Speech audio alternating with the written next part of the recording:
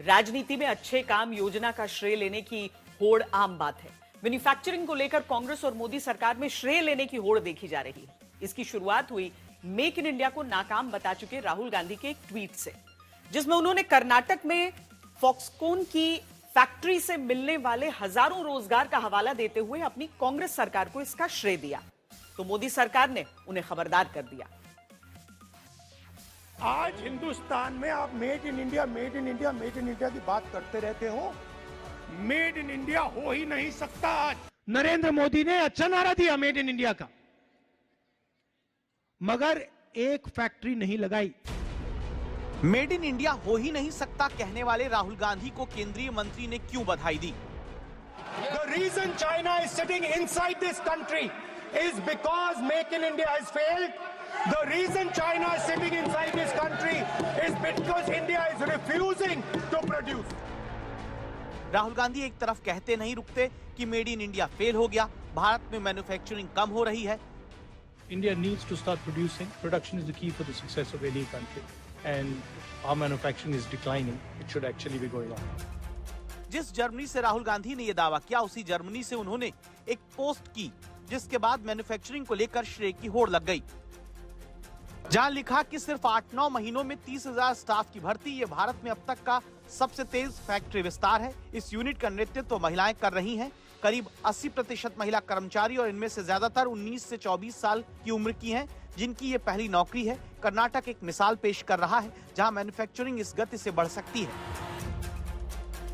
राहुल की इसी तारीफ पर केंद्रीय आईटी और संचार मंत्री अश्विनी वैष्णव ने भी सोशल मीडिया पर लिखा, पीएम नरेंद्र मोदी के मेक इन इंडिया कार्यक्रम की सफलता को स्वीकार करने के लिए धन्यवाद राहुल जी। उन्होंने लिखा कि हम पीएम के विजन को लागू करके एक प्रोड्यूसर इकोनॉमी बन रहे हैं। राहुल गांधी की इस तारीफ पर मंत्री अश्विनी वैष्णव ने चुटकी इसलिए भी ली क्योंकि राहुल गांधी लगातार मेक इन इंडिया पर हमलावर हैं। अपने दर्जनों यूट्यूब वीडियो में ये दावा करते सुने जा सकते हैं कि भारत में सिर्फ बाहर से माल लाकर सिर्फ असेंबल किया जा रहा है, ये मेक इन इंडिया नहीं है। बेसिकली मेन गेम है, चाइना सारे कंपोनेंट्स बना रहा है। ये कॉन्सेप्ट, ये फर्क लोगों को नहीं मालूम। लोग सोचते हैं कि भैया मेड इन और असेंबल्ड इन एक ही चीज, बट बिल्कुल अलग चीज, बहुत अलग। और फ्रेंकली अगर हम कहें, जो मेड इन है वो मैन्युफैक्चरिंग, और जो असेंबल्ड इन है वो ट्रेडिंग। तो जब तक मैं मैन्युफैक्चरिंग में नहीं जाऊंगा, तब मैं आपसे पीछे रहूंगा। तो राहुल गांधी कहते हैं कि बाहर से माल लाकर देश में असेंबल कर देना मेड इन इंडिया नहीं, लेकिन कर्नाटक में जिस कंपनी का जिक्र करके वो अपनी पार्टी के शासन वाली सरकार की पीठ ठोक रहे हैं, वो ताइवान की कंपनी दुनिया में सबसे ज्यादा आईफोन बनाती है। एप्पल डिवाइस के लिए एक प्रमुख कॉन्ट्रैक्टर मैन्युफैक्चरर है, जो भारत में फोन बनाकर मतलब असेंबल करके दुनिया भर में एक्सपोर्ट करेगी। अश्विनी वैष्णव इसी बात को कबूल करने के लिए राहुल गांधी को शुक्रिया कहते हुए इसे प्रधानमंत्री के विजन की जीत बताते हैं। भारत कई सेक्टर्स में मैन्युफैक्चरर्स को प्रोडक्शन लिंक इंसेंटिव का बेनिफिट भी दे रहा है। साथियों, हमने कई बड़े रिफॉर्म्स के जरिए इन्वेस्टर्स की पुरानी कठिनाइयों को भी दूर किया। इससे इन्वेस्टर्स के लिए इंडियन मैन्युफैक्चरिंग में इन्वेस्ट करना आसान हुआ। तो सवाल राहुल गांधी के विरोधाभास को लेकर है, जो अपने राज्य में मैन्युफैक्चरिंग से मिलने वाले रोजगार के लिए अपनी पार्टी की सरकार की तारीफ करते हैं, लेकिन भारत की इकोनॉमी को डेड बता चुके हैं। Trump is saying Indian economy is a dead economy. Yes, he's right. I mean, everybody knows this, except the Prime Minister and the Finance Minister. Everybody knows that the Indian economy is a dead economy. I'm glad that President Trump has stated a fact. सरकार का कहना है कि अगर भारत की हालत इतनी ही खराब है, तो फिर भारत में विदेशी कंपनियों का निवेश क्यों आ रहा है? आखिर ये विरोधाभास क्यों? अगर कर्नाटक में किसी कंपनी ने निवेश किया है, तो उसके लिए केंद्र की नीतियां भी जिम्मेदार हैं, जिसकी वजह से दुनिया भर की कंपनियां भारत में लाखों करोड़ रुपए के निवेश का ऐलान कर चुकी हैं। माइक्रोसॉफ्ट से लेकर अमेजन, गूगल और ओपनआई जैसी कंपनियों ने भारत में करीब 6 लाख करोड़ रुपए के निवेश का ऐलान किया है। अमेजॉन ने तेलंगाना, महाराष्ट्र में 3.6 लाख करोड़ रुपए, माइक्रोसॉफ्ट ने भारत में 1.57 लाख करोड़ रुपए, गूगल ने आंध्र प्रदेश के विशाखापट्टनम में एआई हब और डेटा सेंटर के लिए 5 वर्ष में 1.35 लाख करोड़ रुपए के निवेश की घोषणा की है।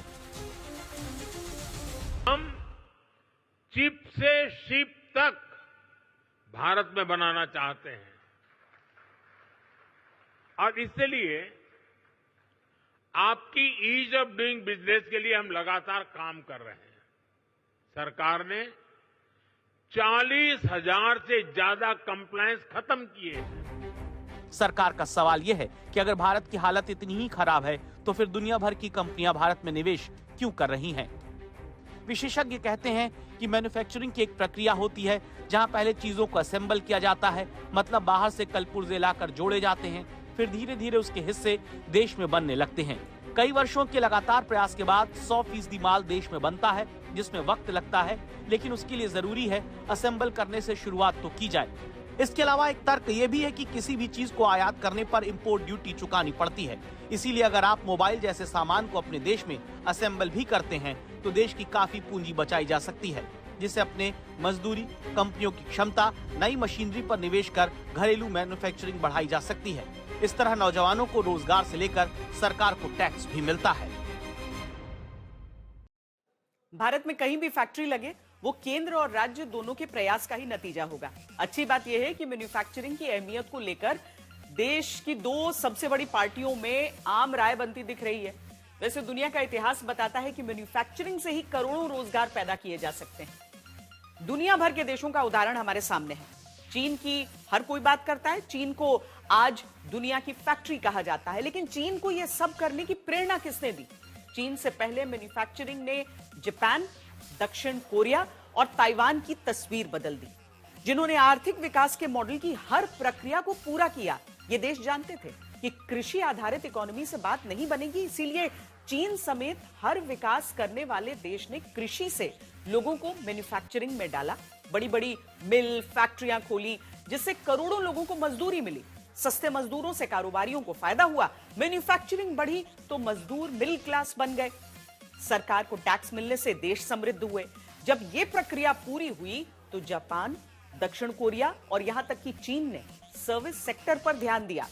लेकिन भारत ने ऐसा नहीं किया। भारत ने मैन्युफैक्चरिंग की अनदेखी की और सीधे सर्विस सेक्टर पर ध्यान दिया, जिससे जिन करोड़ों लोगों को मैन्युफैक्चरिंग के जरिए रोजगार मिल सकता था वो नहीं मिला और अब हमें इसकी कोशिश करनी पड़ रही है। अच्छी बात यह है कि पक्ष और विपक्ष दोनों में इस बात को लेकर आम राय बनती दिख रही है कि मैन्युफैक्चरिंग को बढ़ावा देने में ही देश हित है।